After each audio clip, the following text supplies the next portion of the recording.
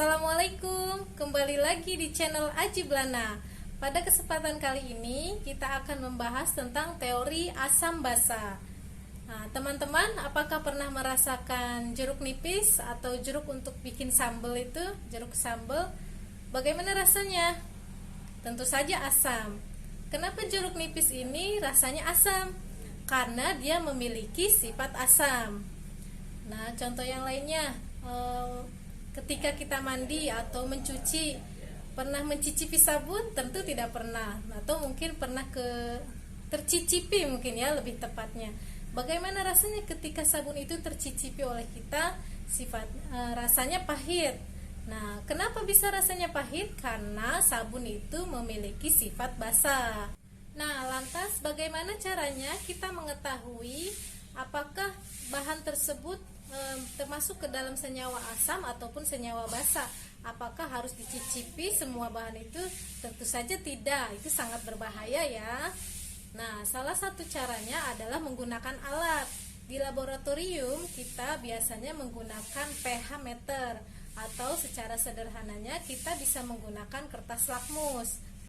Selain pH meter dan kertas lakmus, kita juga bisa menggunakan indikator alami yang terbuat dari bahan-bahan alami yang berwarna cerah ya, yang ada di sekeliling kita. Contohnya yang ada di dapur ya, kunyit, kol yang berwarna ungu. Pernah lihat kan kol yang warna ungu? Selanjutnya, atau bunga-bunga yang warnanya cerah, itu juga bisa kita gunakan untuk menentukan apakah senyawa yang akan kita uji ini termasuk ke dalam senyawa asam ataupun senyawa basa. Untuk definisi dari asam dan basa terus mengalami perkembangan. Nah, secara sederhananya yang biasa kita gunakan adalah pengertian atau definisi asam basa yang dikemukakan oleh Arrhenius. Nah, adapun definisi yang lebih kompleks lagi atau yang lebih luas lagi itu dikemukakan oleh Bronsted-Lowry dan Lewis. Tanpa berlama-lama lagi, yuk kita simak bagaimana teori asam basa dari ketiga tokoh ini. Nah, saya ingatkan kembali untuk teman-teman yang baru bergabung, jangan lupa untuk subscribe channel ini dan like video ini.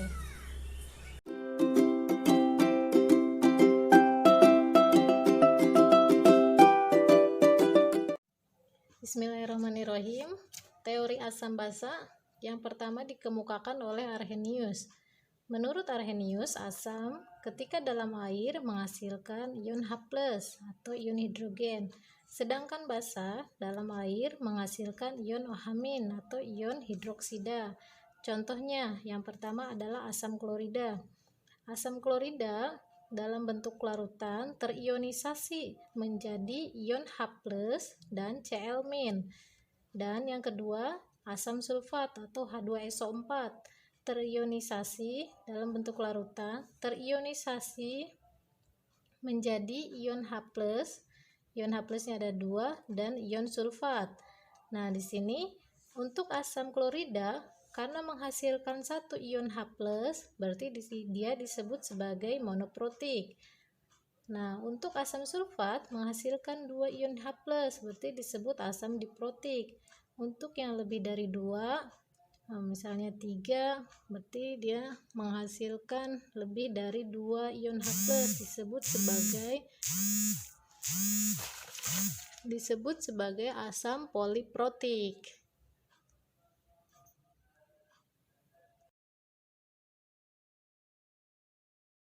Nah, selanjutnya adalah teori asam basa menurut Bronsted-Lowry. Nah, menurut Bronsted-Lowry, asam adalah donor proton. Apa protonnya di sini? Protonnya itu adalah ion H+. Dan donor pasti sudah tahu ya, artinya donor itu memberikan. Dan akseptor proton berarti yang menerima H+ dari asam itu.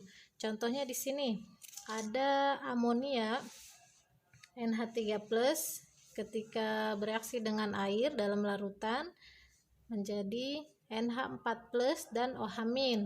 Nah, di sini kita bisa kelihatan siapa donornya dan siapa akseptornya. Lihatnya dari mana? Di sini NH3, H-nya hidrogennya ada 3. Setelah bereaksi, hidrogennya menjadi 4.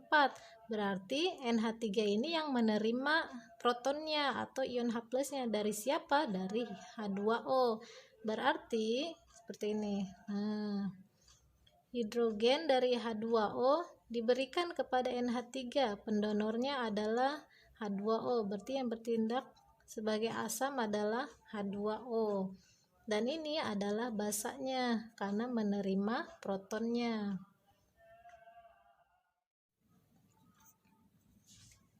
Karena sifatnya kesetimbangan reaksinya, NH4+ ditambah OH- ini bisa bereaksi juga membentuk NH3 dan H2O. Nah, di sini kita bisa lihat juga ternyata NH4+ ini memberikan satu proton kepada OH- untuk menjadi H2O. Berarti yang bertindak sebagai asam di sebelah kanan adalah NH4+-nya. Dan basanya adalah OH-nya. Berarti ini asam 1 basa 1, asam 1 basa 1, asam 2 basa 2. Nah, seperti itu. Menurut dalam teori Bronsted-Lowry ini ada istilah asam basa konjugasi. Asam konjugasi, asam basa konjugasi.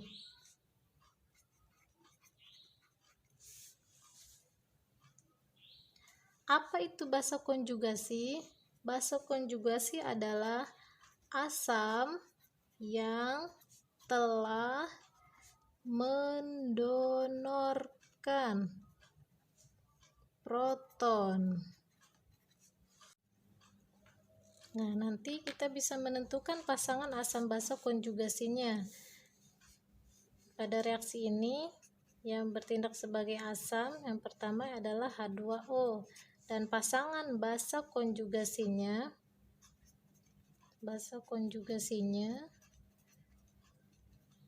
adalah OH-. Selanjutnya ada asamnya siapa? NH4+. Basa konjugasinya adalah NH3. Nah, teori asam basa yang ketiga adalah teori yang dikemukakan oleh Lewis. Menurut Lewis, asam adalah donor pasangan elektron bebas dan basa adalah akseptor pasangan elektron bebas yang didonorkan oleh asam itu. Contohnya adalah reaksi antara NH3 dengan BF3. Nah, jika kita tuliskan struktur Lewisnya, untuk NH3 nitrogennya mempunyai pasangan elektron bebas, sehingga ketika bereaksi dengan BF3 dia akan menyumbangkan pasangan elektron bebasnya kepada BF3. Nah, jika dilihat dari reaksi asam basa menurut Lewis ini, secara tidak langsung reaksi asam dengan basa merupakan pembentukan ikatan kovalen koordinasi.